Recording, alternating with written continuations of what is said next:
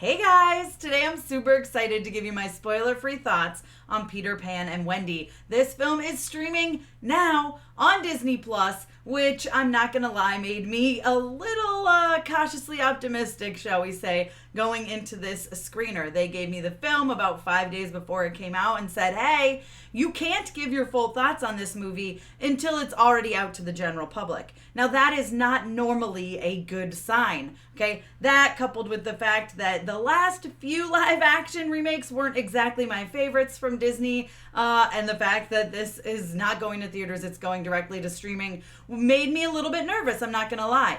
And then this movie starts, and the first 5-10 minutes or so, you're like, oh, this is the same story I know.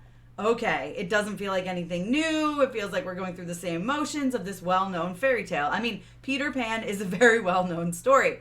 But then, from the very moment where they head off to Neverland, I was like, oh, they are switching things up. Things are getting a little bit more intense. Things are a little darker. They're a little more mature. And it's just visually beautiful, okay? Because there's that moment where they enter Neverland. They do something visually that's absolutely stunning. And I was like, okay, I'm in. Give me what you got, David Lowery. Like, let's go. And then for almost, I say almost, the rest of the movie, it's really, really fantastic. I was very, very surprised by how much I really enjoyed this version of such a well-known fairy tale. It's hard to give you something new, right? It's hard to give viewers and the audience something new, but David Lowery, he really pulls it off. So first of all, we have Ever Anderson as Wendy, who Wendy has always been that mother figure for Peter, the Lost Boys, right? Although Peter kind of likes her, but you know what I mean. She's always kind of that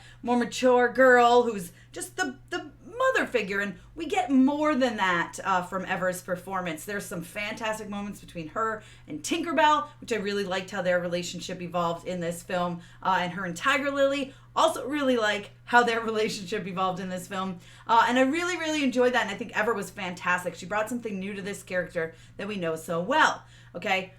But we get to the big thing that really makes this more mature, a little bit dark, a little bit gritty, just a little.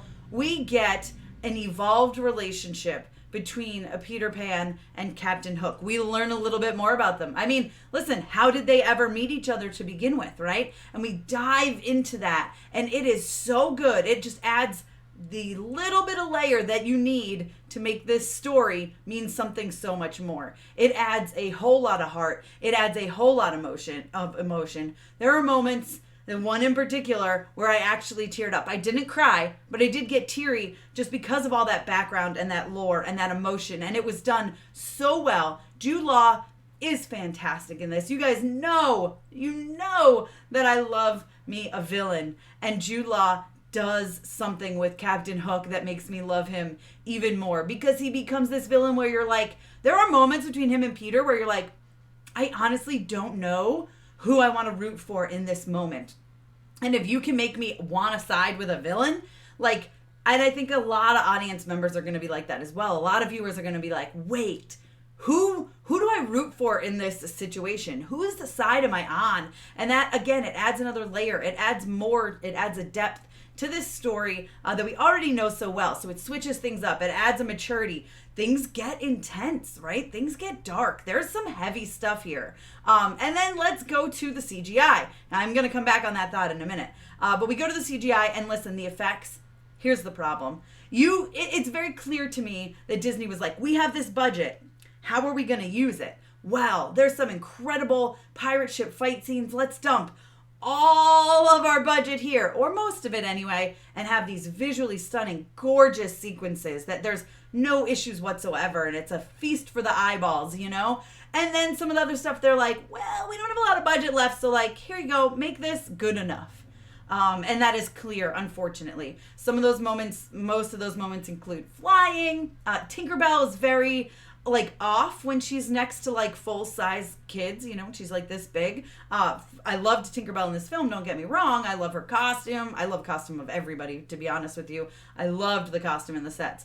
But she just felt off, right? Something was missing.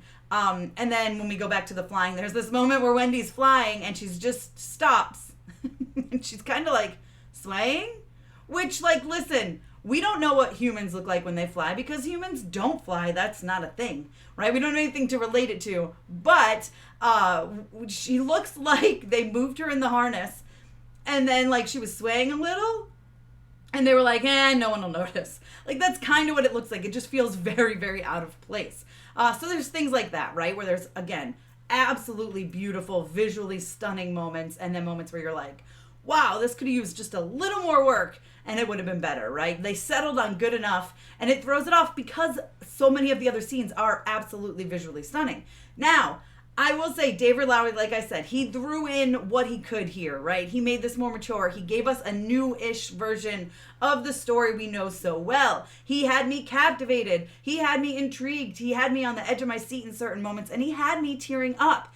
And then it feels like my biggest issue with this, if you push aside the CGI, my biggest problem with this movie is the ending. Because it feels like Disney, executives, whoever, somebody called up David and said, hey, we need a happy ending. So if you can fix this, that'd be great. Let's go back and reshoot something.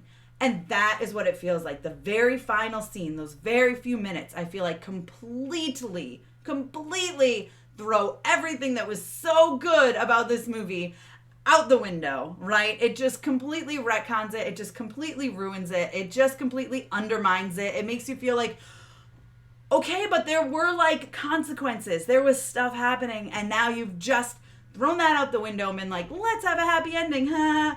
And I hated that moment. I absolutely hated that moment.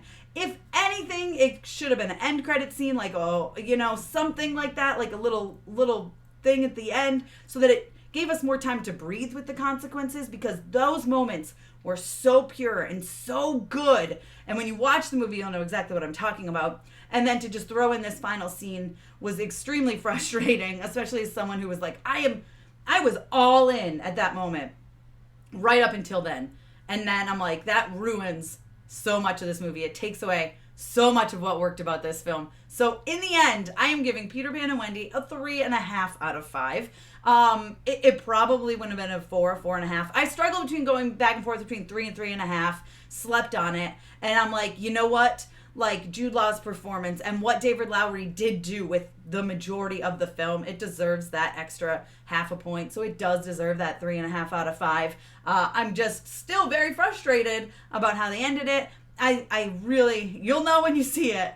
I'm very upset about it. But good luck. You can see it now. Good news, I should say. You can see it now. It's streaming on Disney+, so be sure to check out Peter Pan and Wendy. Let me know what you thought down below in the comments. Be sure to give me a thumbs up. Don't forget to subscribe. Hit that notification bell so you don't miss out on more videos like this one. You can follow me over on Instagram, Twitter, TikTok, and check me out at MamasGeeky.com. Thanks, guys. I'll see you next time.